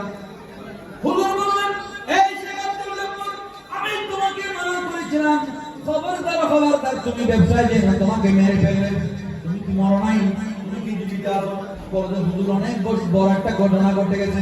আমি গিয়েছিলাম আপনার কাছ থেকে যাওয়ার পথে আব্দুল কাদের আমাকে আশ্বস্ত করেছিলেন, আব্দুল কাদের বলেছিলেন যাও শেখ আব্দুল জব্বার আমি আছি তোমার সাথে, তোমার সমস্যা হবে না, তুমি ব্যবসা করতে যাও, আমি তোমার সাথে রয়েছি। সুবহানাল্লাহ। আমি আশ্বস্ত পেয়ে যখন আমি সিরিয়ার জমিনে ব্যবসা করতে গেলাম, আপনার কথা মোতাবেক আমি অনেক লাভ করেছি, অনেক মুনাফা পেয়েছি। আমি সব শুনতে যখন আসার পথে রাত্রিবেলা যেখানে অবস্থান করলাম আমাদেরকে ডাকাত আক্রমণ করেছে, কিন্তু আমি স্বপ্নে দেখতেছি ডাকাত আক্রমণ করতেছে, সবাইকে জবাই করতেছে, সবার সন্তান সম্পদ লুণ্ঠন করে নিয়ে যাচ্ছে, আমাকেও একজন জবাই করতেছে। হঠাৎ করে দেখলাম একটা অদৃশ্য থেকে হাত এসে সেই হাতকে ধরে তার চুলটা চুলে মেলা দিল, আমাকে টেনে তুলে দিল, বললো যে শেখ আব্দুল জব্বারের তোকে কেউ মারতে পারবে না, আমি আছি। বললে তিনি কে ছিল? বলে তাকে তো আমি দেখি নাই, শুধুমাত্র একটা হাত দেখেছিলাম। সুবহানাল্লাহ। শেখ আব্দুল জব্বারের পিসাব আশ্চর্য হয়ে গেলেন, কি হতে পারে? তার চোখ দিয়ে তো আমি দেখেছি সে এই কামরার মধ্যে মৃত্যুবরণ করবে, এই মৃত্যু ঠেকা রাখে। আর দোয়াও মখলেবা, আর সেই মধ্যে আছে দোয়ার দ্বারাই আপনার মৃত্যু পর্যন্ত দূরে সরে যায়, হায়াত বৃদ্ধি হয়। মা বাবার দোয়া থাকলে আপনার হায়াত বৃদ্ধি পাবে, আপনার দৌলত বৃদ্ধি পাবে। আমি প্রথমে বলেছিলাম আপনি কত টাকা ইনকাম করবেন আপনার তকদিরে লিখিত আছে না। এটা আমরা তো আর চেষ্টা করার দরকার না, আমি পয়সা হওয়ার জন্য কেন চেষ্টা করবো? আমার যা আছে রাজ তকদিরে আছে, এর জন্য কথা। কিন্তু না, দোয়ার দ্বারাই আপনার তকদির পরিবর্তন হয়।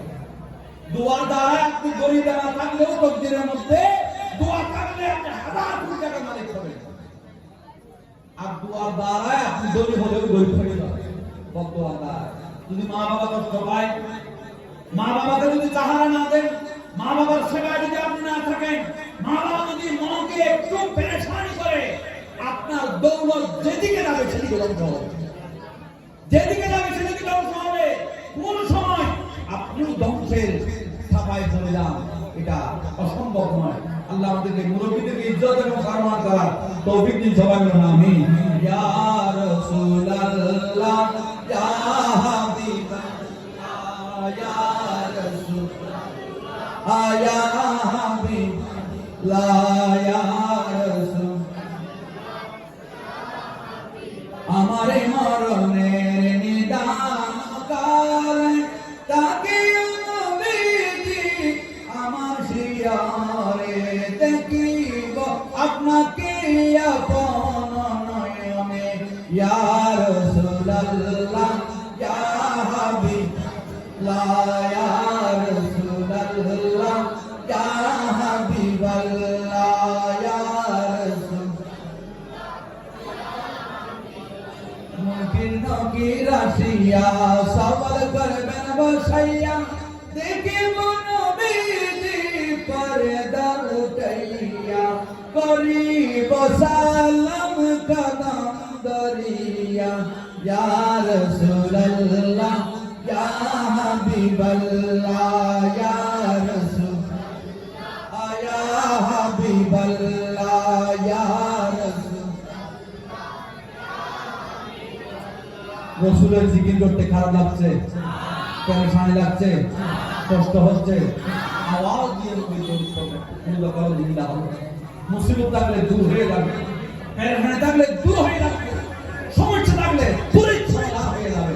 রাসূলের দরুদ রসুলাই। আল্লাহ আমাদেরকে রাসূলের দরুদ পড়ার তৌফিক দিন। সবাই বলে আমিন। আব্দুল কাদের জিলানী রাদিয়াল্লাহু তাআলা পাশে পথের মধ্যে দাঁড়িয়ে আছে। পীরের দরবার থেকে শেখ আব্দুল জব্বার যখন আসতেছে, তাকে দেখে দেখে গোসে পাক আব্দুল কাদের জিলানী মুস্কি হাসতেছে। এই শেখ আব্দুল জব্বার, তুমি তো ব্যবসায় গিয়েছিলে, তোমার পিসার বলেছিল তোমাকে হত্যা করবে ডাকাত দল, তুমি কি হত্যা হওনি? তোমাকে ডাকাত আক্রমণ করেনি? বলেছে হ্যাঁ করেছে। বলেছে কেমনে রক্ষা পেলে?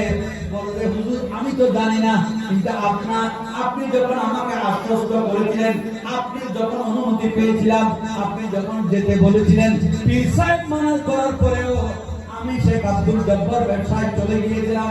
হুজুর ব্যবসা করে আমি অনেক লাভ করেছি, আমার মুর্শিদের কথা যথাযথ বাস্তবায়ন হয়েছে। এসে এক জায়গায় যখন অবস্থান করলাম, সেখানে আমাকে ডাকাত দল আমাদেরকে আক্রান্ত করেছে, সবাইকে হত্যা করেছে। আমি স্বপ্নে দেখতেছি, আমি ঘুমিয়েছিলাম, আমার গলায় ছুরি চালাচ্ছে, একজন ব্যক্তি হাত দেখেছি, সে হাত ধরে ছুরিটা ছুঁড়ে মেলা দিল, সেই ব্যক্তিটাকেও মেলা দিল, আমাকে আর হত্যা করতে পারে নাই। আমি জীবিত ছিলাম, আমার সম্পদ লুণ্ঠন করতে পারে নাই। সব কিছু নিয়ে আমি বক্তাদের জমিনে সহি সালামতে ফিরেছে উজ্জ্বল বলুন সুবহানাল্লাহ। বলতেন হে শেখ আব্দুল জব্বার, শেখ কারিশমা ছিল আমি আব্দুল কাদের জিলানী, আমি আব্দুল কাদের জিলানী তোমাকে রক্ষা করেছি, তোমাকে বাঁচিয়েছি। বলতে কেমনে? বলতে আমার পীর সাহেব কেবলা তোমার তকদির দেখে কোথায় জানো? সিদরাতুল মুনতাহা কোথায়? সিদরাতুল মুনতাহায় দেখেছেন, সেই সিদরাতুল মুনতাহার মধ্যে তোমার তকদিরের মধ্যে লেখা আছে তুমি সিরিয়ার মধ্যে ব্যবসার জন্য যাবে, অনেক সম্পদ আয় করবে, লাভজনক হবে, তুমি এক জায়গায় এসে রাত্রি যাপন করবে, সেখানে তোমাদেরকে ডাকাত দল আক্রমণ করে তোমাদের সবাইকে হত্যা করবে। এটা কোথায় লেখা আছে? তকদিরের মধ্যে।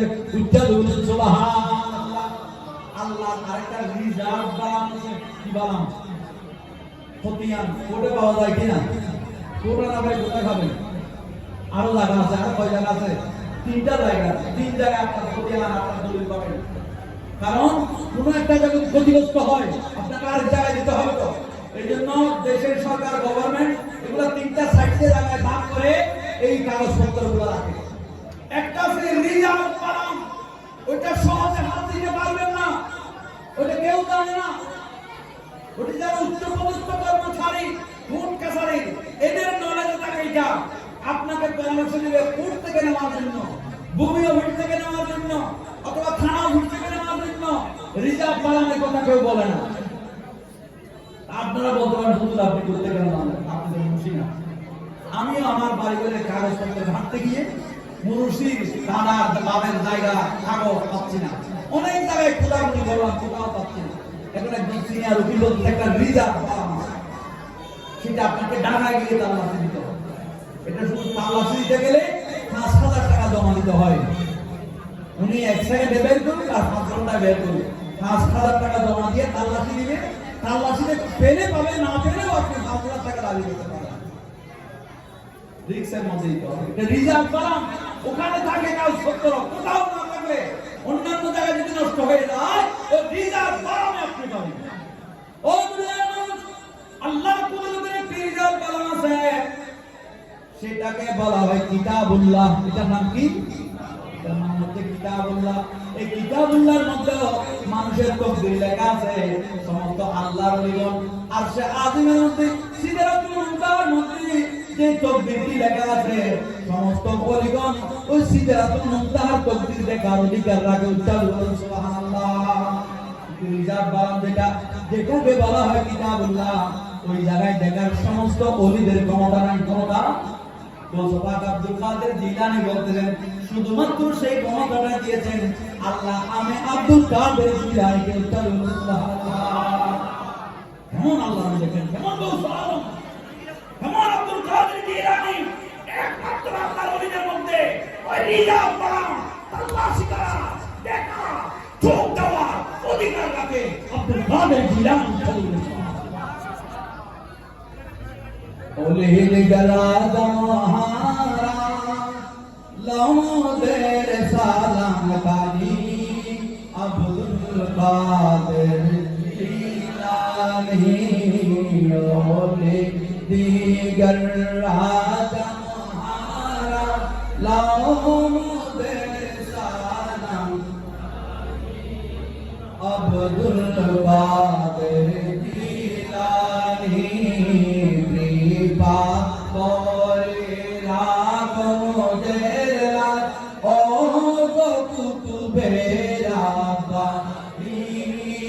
আব্দুল কাদের জিলানী ওলি দিগর রাজা মহারা লাউদের সালাম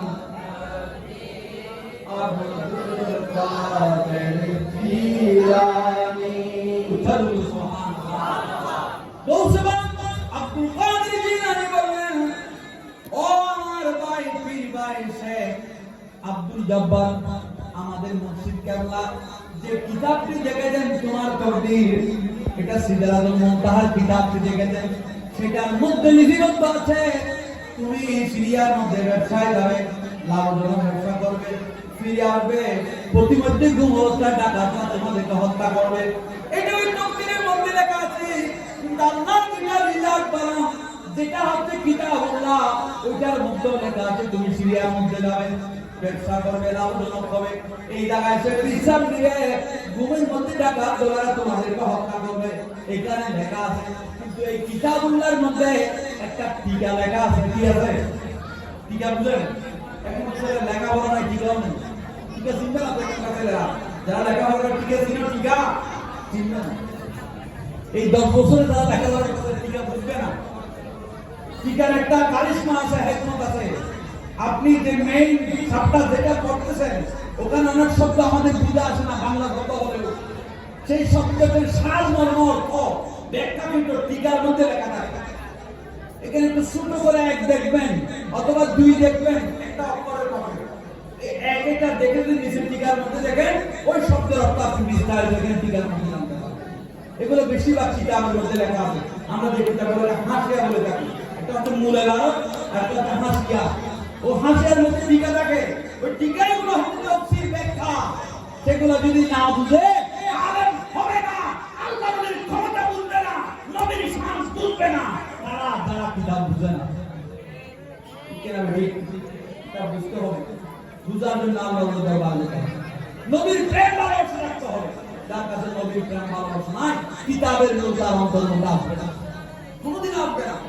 বাতিলরা যতই তফসির করুক, তাদের তফসির হবে একটা ভুল ব্যাখ্যা। এখনই নামানা ভাষণ বলে নবীকে সাধারণ নামানা ভাষণের জন্য আমার রাসূলের শানের কত বিশাল মর্যাদা এখানে লুকায়িত আছে। বিশাল শানের সারক এই আয়াতের মধ্যে লুকায়িত আছে। সেটা জানার জন্য তোমাকে আজকে রাসূল তোমাকে আমিন শরীফ রহমাতুল্লাহ আলাইহি প্রেরিত করতে হবে। তাহলে তুমি আয়াতের কালিমাগুলো বুঝবা, না হয় তুমি হবে কাফের করবা। আল্লাহ নবীদের শান কোরআনে বলেছেন, আলা ইন্না আউলিয়াল্লাহি লা খাউফুন আলাইহিম ওয়া লা হুম ইয়াহজানুন। আল্লাহ কোরআনে বলেছে কিনা? বলেছে পড়ছেও তারা, পড়ার পরেও তারা বুঝে না। আরে এটা কি গোমরাহ? এটা কি? আমার আব্দুল কাদের জিলানী রাদিয়াল্লাহু তাআলা বলতেন, বন্ধুরে ও আমার পীর ভাই, আমাদের মুর্শিদ কেবলা যখন চোখ বন্ধ করেছিল তোমার সামনে, আমাদের মুর্শিদ কেবলা সিদরাতুল মুনতাহা সেই বালামটা দেখেছেন, বালামের মধ্যে লেখা আছে তোমার মৃত্যুর কথা। কিন্তু আমি বালামে দেখতে যাও না, তোমার মৃত্যু হবে। সেই ব্যবসা থেকে আসার পথে আমি ওই বালামটা রেখে কিতাবুল্লাহ দিকে ছুট দিলাম। ওই কিতাবুল্লাহ দিকে রিজার্ভ বালাম চেক করার অধিকার আল্লাহ আমাকে দিয়েছেন। সেই রিজার্ভ বালামে যখন আমি ছুট দিলাম, একটা টিকা দেখতে পেলাম। কি দেখতে পেলাম? তোমার তকদীরের পাশাপাশি একটা টিকা লেখা আছে। ওই টিকার মধ্যে লেখা আছে, কেউ যদি দোয়া করে তোমার জন্য, তোমার হায়াতের জন্য, আল্লাহ তোমার হায়াত বৃদ্ধি করে দেবেন। সুবহানাল্লাহ। মা বাবা দোয়া দরকার আছে কি নাই? খবরদার, বিদেশে চলে যাচ্ছ, ব্যবসায় চলে যাচ্ছ, মা বাবাকে না বলে কত বড় ভুল করছো তুমি জানো? তোমার বাবা যদি তোমার মায়ের হাত তুলে, আল্লাহ আমার ছেলেকে তোমার সুবর্দ করলাম, একটা সত্য কথা বলে খোদার কসম, আমার রাসূল মেশকাতের হাদিসের মধ্যে বলতেছে, ওই ছেলে ওই মেয়েকে একটা বালিও করবে না। কেন? আমাদের আগেকার সময় যারা মুরব্বী আছে, ছোট ছেলেরা যারা মনোযোগ দিয়ে শুনবা, যুব সমাজের দিক চাপ করতে না, আদব কায়দা করে হেরে ফেলতেছে আস্তে আস্তে।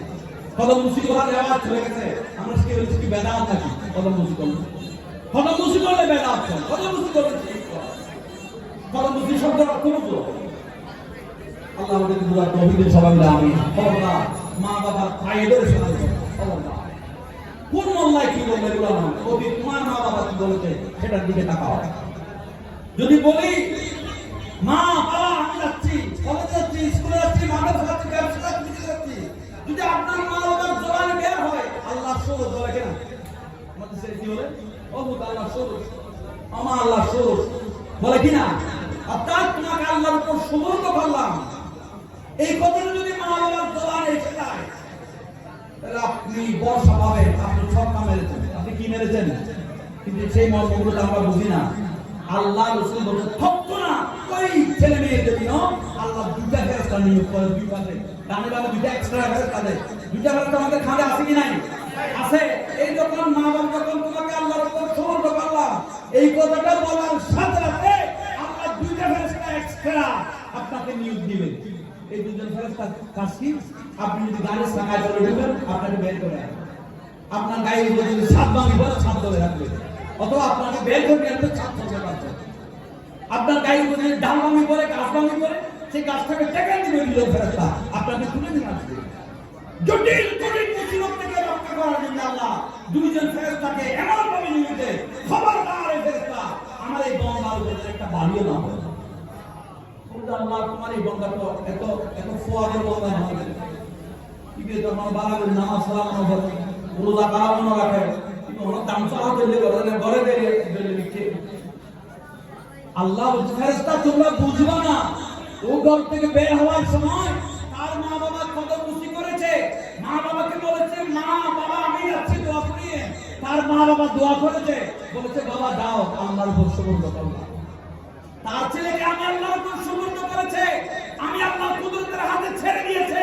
যদি আমি আল্লাহর কুদরতের হাতে ছেড়ে দেওয়ার পর তার ছেলে যদি মারা যায়, অ্যাক্সিডেন্ট হয়, পাপ হয়, আহত হয়, ক্ষত হয়, তাহলে আমি আল্লাহর সম্মানে বেরোবো। এই জন্য আমি আল্লাহ তার দায়িত্ব নিয়ে ফেলেছি পরিপূর্ণ হবে, যতক্ষণ পর্যন্ত সেই সন্তান সেই মেয়ে তার মা বাবার কাছে আবার ফিরে আসে, এতক্ষণ পর্যন্ত তার নিরাপত্তা 100%। হ্যাঁ, আমি আল্লাহর কুদরতের হাতে ইচ্ছা করেছি।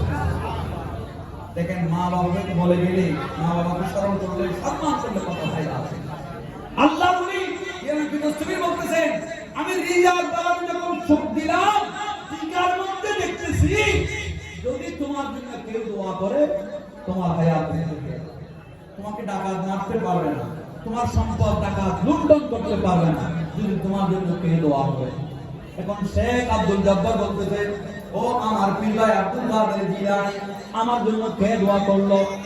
হেই শেখ আব্দুল জব্বার, তুমি এখন আমাকে চিন্তা করো নাই, আমি আব্দুল কাদের জিলানী, অলিকুল সম্রাট, আমি অলিকুল সম্রাট, সমস্ত অলিদের ওলি। আমাকে যে অলি মানবে না, যে অলি আমার প্রদর্শন করবে না, আমার পরম অনুসরণ করবে না, সেই কোনদিন আল্লাহর ওলি হতে পারবে না। আমাকে আল্লাহ এমন ক্ষমতা দিয়েছেন, আমার মুর্শিদকে মুর্শিদাবাদের মোতা পর্যন্ত দেখে আমি আব্দুল কাদের জিলানী রিজার্ভ পালন পর্যন্ত দেখিনি। ঠিক আছে, দেখলাম তোমার জন্য যদি কেউ দোয়া করে, আমি আল্লাহ নাকি তোমার হায়াত বৃদ্ধি করে দেবে, তোমার সম্পদ বাঁচিয়ে দেবে। ও শেখ আব্দুল জব্বার, তোমার জন্য একবার নয়, দুইবার নয়, আল্লাহর কুদরতের কদমে আমি 11 বার সিজদায় পড়েছি। সুবহানাল্লাহ। তোমার হায়াতের বৃদ্ধির জন্য তুমি যেন সহি সালামতে আসতে পারো, তোমার মৃত্যুর জন্য ডাকাতদের মুক্তি না হয়, কারণ আমি তোমাকে সমর্থ করেছি। এই আব্দুল জব্বার তুমি না, তোমার ঘটনা আমি দেখবো, যখন দায়িত্ব আমি নিয়েছি, এমন ভাবে নিয়েছি, আল্লাহর কুদরতের কদমে একবার নয়, দুবার নয়, 11টি বার সিজদা করেছি। আল্লাহ তোমার হায়াত বৃদ্ধির জন্য আমি আল্লাহর কদমে, কুদরতের কদমে সিজদা দিয়ে আখিরি বার 11 বারের মধ্যে আল্লাহ আমাকে ইলহাম করেছেন, আব্দুল কাদের, আমি শেখ আব্দুল জব্বারের হায়াত বৃদ্ধি করে দিলাম, তোমার পুরো হায়াত বৃদ্ধি করে দিলাম। আর সম্পদ লুণ্ঠন করবে না, হাত দিবে না, চোখ যাবে না, আমি তোমার উসিলায় আমি শেখ আব্দুল জব্বারকে হায়াত দিলাম। সুবহানাল্লাহ। আসসালামু আলাইকুম,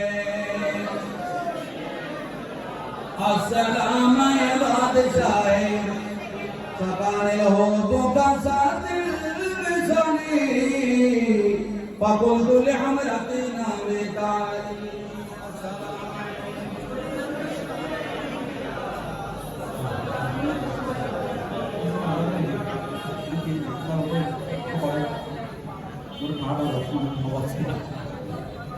আসসালামু আলাইকুম নূরে চশমে আম্বিয়া তোফেদানের চরণ দুলা যে করেছে শিরদার কোটি